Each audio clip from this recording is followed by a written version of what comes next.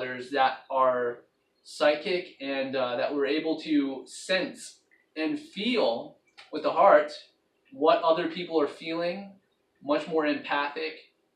So hopefully you guys get the idea.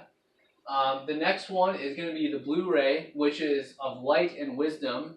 And this is balancing out that unconditional love, because ultimately we will see during our evolution in this life and in as a civilization, as a collective intelligence, we will find out that unconditional love is somewhat unbalanced, because there are others who are not willing to be unconditional loving. So the path of light and wisdom, which is the blue ray, is being able to use the intellect with the intuition, which is the base rays, and using them both compatibly with each other, with the heart, and opening up our ability to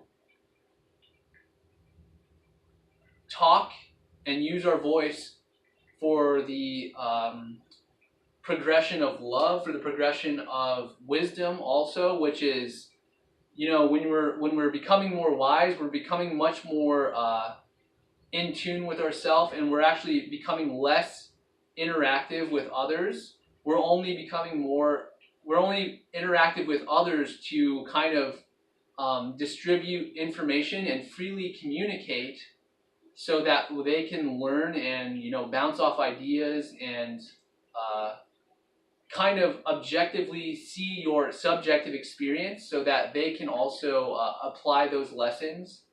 And this is the gurus that have gone through the self-healing and self-reflection and are giving and demonstrating their own wisdom and intelligence and experiences, so that others can live their life the same way that they have, and they're able to become more at peace with themselves.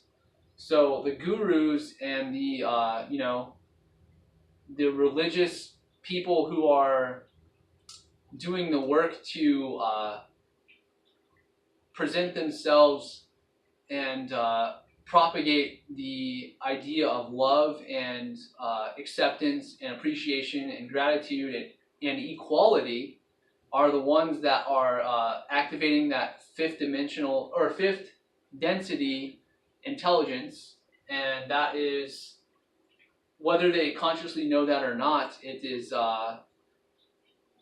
all for the benefit of others, or it's the benefit for the self if you're telepathically kind of influencing them or indirectly influencing them to make the other person think that they are acting on their own volition and their own will, even though you're the one that planted that seed, so to speak, in their minds to act a certain way or think a certain way or believe a certain way. So the throat could easily be distorted. The blue ray could easily be distorted based on the distortions in the yellow, orange, and red ray.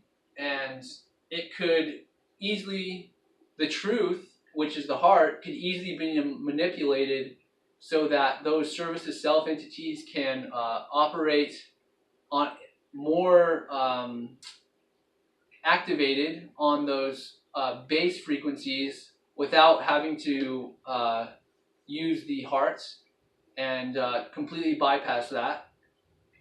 So the next is the indigo ray, which is the sixth density. It's unity and balance, and that has to do with the third eye here. And it is very much the form maker in reality. It's the place of consciousness where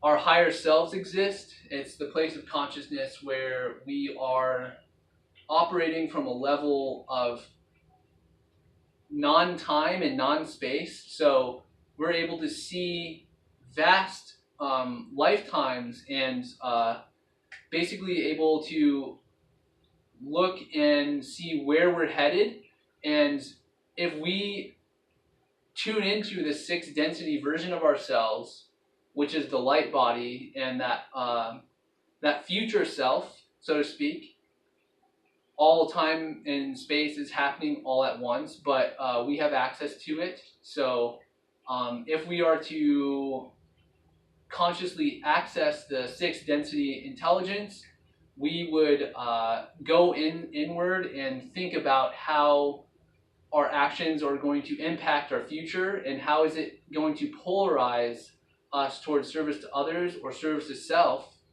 And I know it's a very dualistic thing, but this is the whole idea of balance, is finding how you can use your wisdom and unconditional love towards the service of others without having to be self-sacrificing and diminishing of your own intelligence, your own divinity, your own power, your own survival, your own pleasure and joy, and using the wisdom that you have and the unconditional love you have in a tandem that can benefit you and others in a harmonious and beneficial way.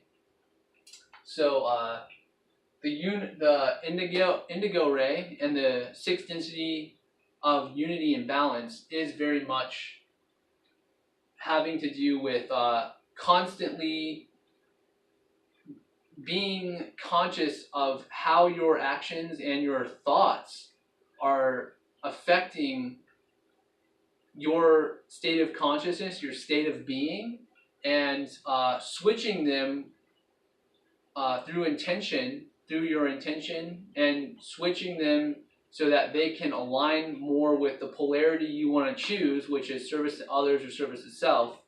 And this is a very subtle, refined process, and you have to not be at all distracted with the external world. You have to be very much in tune with your own awareness and what you are thinking at all times. And in order for you to balance what you are thinking and what you are manifesting in your life, you have to be very clear on what it is your thoughts are. So going next, we have the seventh density violet ray. It's gateway. It's the completion of this galaxy, and it's the place where the center of our galaxy is the black hole, and that is the beginning and ending of this realm, or this octave, and that is going to give rise to another higher octave once we have attained that extremely dense with light form. And that form is going to be unrecognizable to this form now. Basically, what we know as today as third density, or three-dimensional Earth, or whatever, or it's technically fourth dimension, but anyway, you know what I mean. What we refer to that now is going to be destroyed, and it's going to be completely transparent, and light is going to pass through the particles and waves that once were third density, and we're going to all become much more formless, and the intelligence is going to become more radiant, beautiful, vast, knowledgeable, wise, unconditionally loving. And we're going to help lower density beings by also knowing that path, and knowing that path of evolution, because ultimately the body and the physical forms are unsustainable. They are just a method for consciousness, which is the one infinite creator, to know itself. And once it knows itself well enough, then it doesn't need the body, and it can just transmit information and light through through the higher densities. And it doesn't need to be stuck so to speak, in a fixed way that we are experiencing now. And the gateway is the crown chakra, which is above your head, and it's the sacramental nature of all experience. So it's knowing that each and every single interaction and thought and even emotion is a sacred and highly intelligent form of the creator, of the one infinite, and to utilize and to recognize, appreciate, and use that each and every sacramental experience and each and every moment to understand the one infinite creator in a more unified and loving way, that then we are able to really access that God self and that ability to basically think and create reality as we see it. So it's difficult to grasp it at right now as we are in third density, and we can't we're not very conscious of our own thinking and how our thinking is flawed and how our thinking is limiting. But if we are to access that seventh density consciousness, which is always available to you, then you will see each and every single thing as God, and you will be in a state of pure, ineffable experience that is completely indescribable to words. And it's a complete love, it's completeness of the beingness and the completeness of your experience, where there is no more desire, there's no more thing to experience, because all there is just God, and you see everything as pure awareness. And if you access this enough, then you will basically become a rainbow body and you will not exist physical form. And that's the stories of the Buddhist monks becoming rainbow body, where they meditate for 13 years only thinking loving thoughts, and they actually transcend the body and they disappear, so to speak. So this is that the seventh density consciousness, and we're well on our way. So hopefully this resonates with you guys. If it does not resonate, then please don't pay attention to it, or take what you like and leave what you don't like. And I love you guys so much. Thank you for watching. I'll see you in the next one.